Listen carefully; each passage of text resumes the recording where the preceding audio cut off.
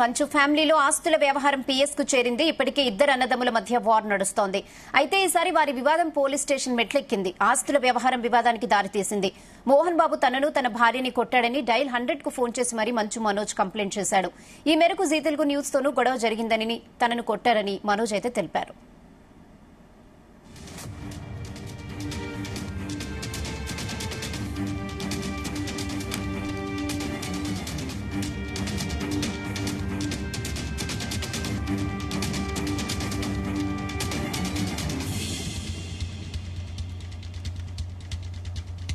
అయితే మనోజ్ తనపై దాడి చేశాడని కొడుకుపై మోహన్ బాబు ఫిర్యాదు చేసినట్లు వార్తలొచ్చాయి. తండ్రి కొడుకులు ఒకరి మీద ఒకరు కేసులు పెట్టుకున్నట్లు కూడా వార్తలు చక్కర్లు కొడుతున్నాయి.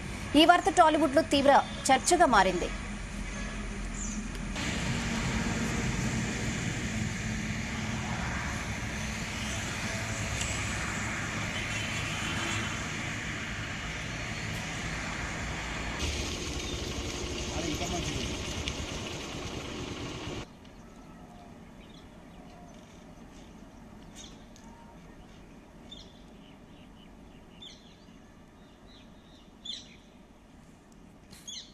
స్కూల్ ఆస్తుల వ్యవహారంలో గత కొద్ది రోజులుగా వీరి మధ్య వివాదం నడుస్తుండగా ఇప్పుడు పరస్పర దాడుల వరకు వెళ్లాయి.